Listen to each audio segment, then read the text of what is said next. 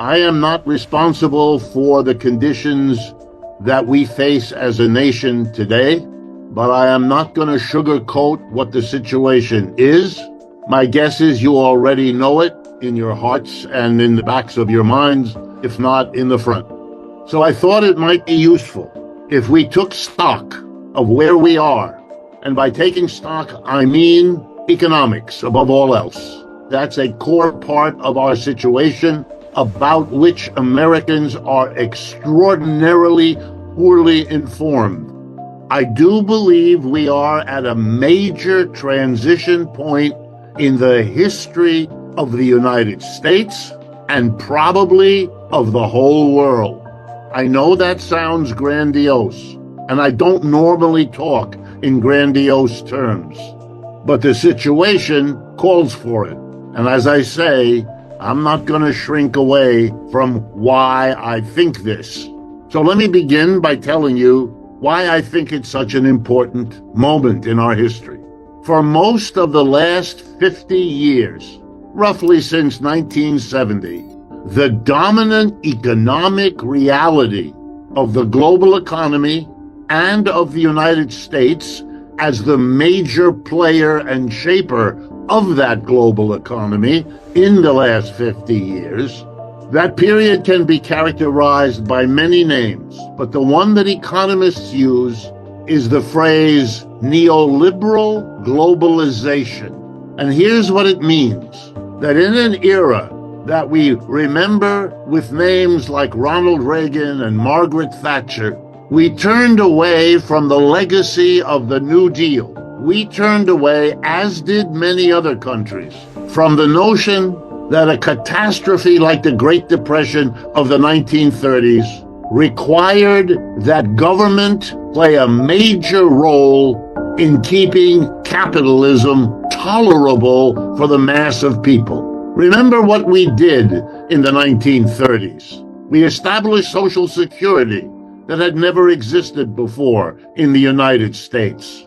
We established a minimum wage that had never existed before in the United States. We established unemployment insurance that had never existed before in the United States. And the government hired and paid 15 million people who were unemployed, and nothing like that had ever happened in the United States either.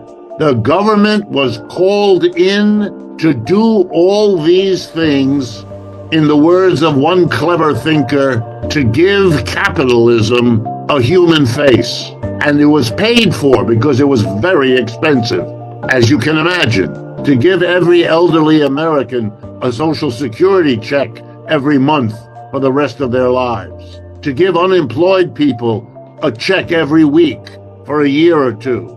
To hire 15 million people. And the money that paid for all of that were heavy taxes placed on corporations and the rich. It's an important reminder for those of you who do not think that here in the United States we can ever tax corporations and the rich. It's an important reminder, of course we can, because we already did. As the remembrance, and footnote, the politician who had the courage to tax corporations and the rich, Franklin Roosevelt, was re-elected president 3 consecutive times.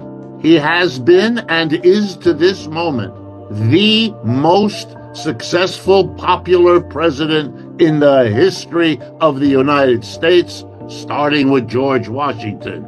So not only can you tax corporations and the rich, but when we had a president who was forced from below to do it, he became the most popular politician we've ever had. In the period starting in 1970, as the memory of the New Deal, as it was called, faded, Reagan and Thatcher undertook to roll the New Deal back. It had already begun before that, but it really gathered steam. And the mantra was the reverse of the New Deal. Instead of calling the government in to give capitalism a human face, People stumbled over one another, led by the Republicans, but tragically followed by the Democrats, to roll the government back, to get the government out of the economy, to go back to a capitalism which, if I may be allowed to continue the metaphor, lacks a human face, as the songs we just heard today document.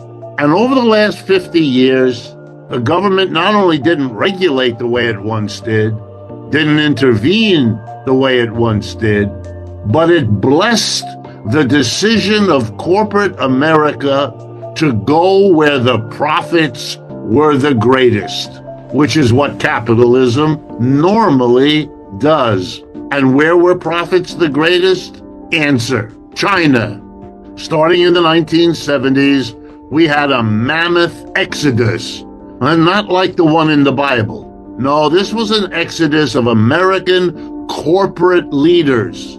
They had graduated from business school where they had been taught, parentheses, I have taught in business schools myself, I know the curriculum. They were taught if you want to succeed in business, go to where the wages are low and the market is expanding. The place where the wages were low and the market was expanding the most was in the land called the People's Republic of China.